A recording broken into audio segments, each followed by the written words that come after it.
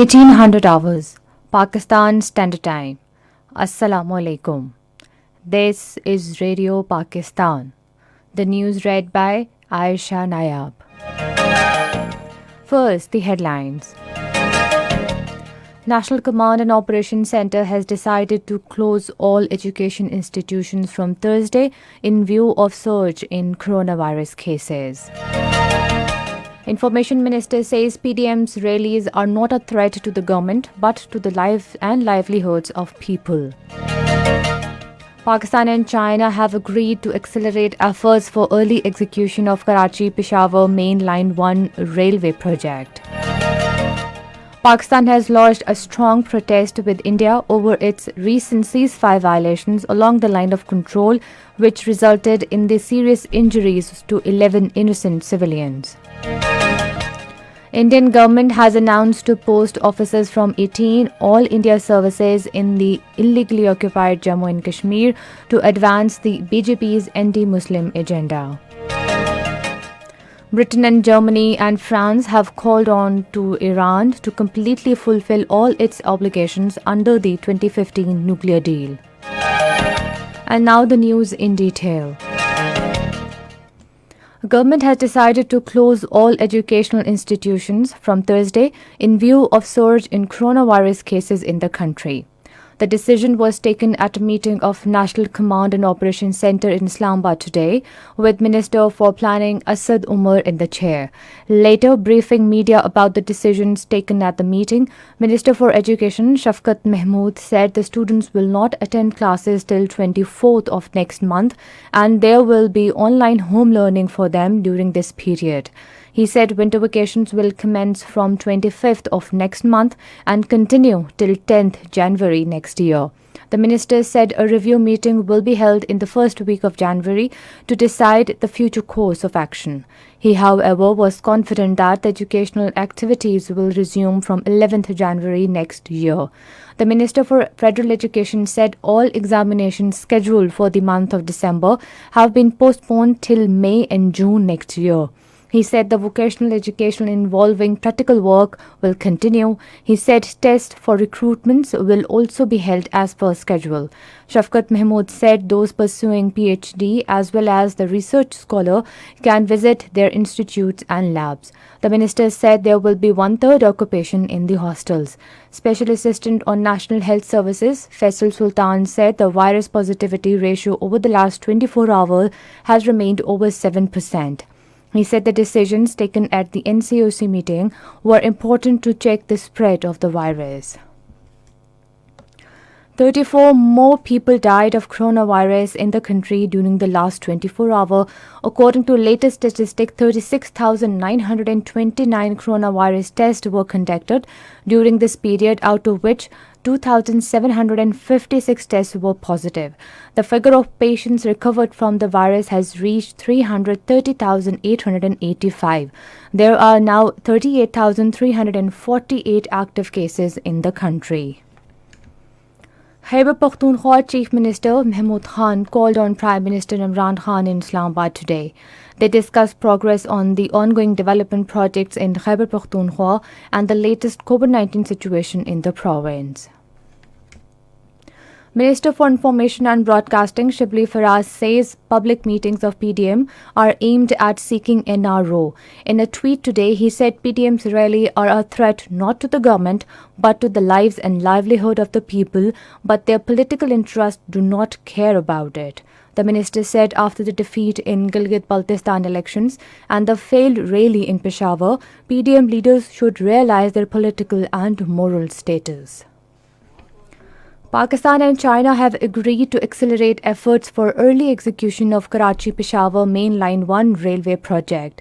The understanding came at a meeting between Railways Minister Sheikh Rashid Ahmed and Chinese Ambassador Nong Rong in Islamabad today. The minister said ML1 project will usher a revolution in railways, creating new employment opportunities in Pakistan. The Chinese ambassador said China-Pakistan Economic Corridor project is a manifestation of everlasting bilateral relationship. Ministry of Maritime Affairs in collaboration with Bank of Punjab and Kamyab Jawan program would launch a major initiative for fishermen community in line with Prime Minister Imran Khan's vision of blue economy. This was stated by Minister for Maritime Affairs Ali Haider Zaidi in press release in Islamabad today. The minister said fishermen are invited to avail financing for trawler or working capital to buy or upgrade their vessels. He said booths have been set up at Kurangi Fish Harbour and Marine Fisheries Department, which would be jointly managed by staff from Maritime Ministry and Bank of Punjab. He said eligible applicants would be guided all the way till they secure their financing needs. This is Radio Pakistan. Pakistan has lodged a strong protest with India over its recent ceasefire violations along the line of control, which resulted in serious injuries to 11 innocent civilians. A senior Indian diplomat was summoned to Ministry of Foreign Affairs in Islamabad today to register the protest. It was underscored that such senseless acts are in clear violation of the 2003 ceasefire understanding. The Indian side was called upon to respect the 2003 ceasefire understanding, investigate this and other such incidents of deliberate ceasefire violations and maintain peace along the line of control and the working boundary. Foreign Office spokesperson Zahid Hafiz Chaudhry in a statement said this year, India has committed more than 2,820 ceasefire violations to date, resulting in 26 shahadats and serious injuries to 245 innocent civilians. In another step toward advancement of BJP's anti-Muslim agenda in Indian illegally occupied Jammu and Kashmir, the Indian government has announced to post officers from 18 All India services in the territory. According to Kashmir Media Service, RSS and BJP goons are also being sent to the territory in the garb of experts to look after the process of demographic change. Meanwhile, in their statements today, the Kashmiri Hurriyat leaders urged the international community to put pressure on India to honor international commitments and resolve the Kashmir dispute as per UN resolutions and aspiration of the Kashmiri people. Delhi police has filed a charge sheet in a court against Jawaharlal Nehru University students Umar Khalid and Sharjeel Imam in a concocted case regarding the anti-Muslim violence in New Delhi in February this year. The Muslim students may face death sentence in the case under the Modi's fascist government in India. Meanwhile, Indian troops launched a violent military operation in Machil area of Kupwara district, triggering clashes in the area. Britain, Germany and France have called on Iran to completely fulfill all its obligations under the 2015 nuclear deal. The expression was made at a meeting of Foreign Minister of Germany, France and Britain in Berlin today regarding the 2015 nuclear deal with Iran.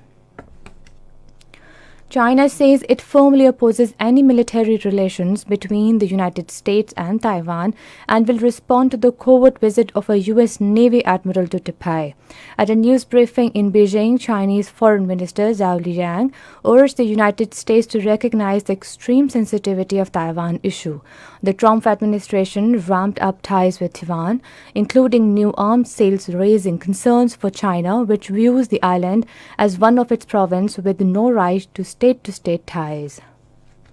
In the United States, 2 persons have been killed while several others injured in a stabbing incident at a church in California state. According to police, no church services were being conducted at the time of attack. And finally, the weather. Rain with snowfall over hills is expected in Potohar region, upper and central Punjab, Khyber Pakhtunkhwa, Balochistan, Gilgit-Baltistan and Kashmir during the next 24 hours. However, cloudy weather is likely to prevail in most upper and central parts of the country. And that is the end of the news. For more news and analysis, log on to our website radio.gov.pk and also watch live video streaming of our bulletin on the link facebook.com/Radio Pakistan News Official.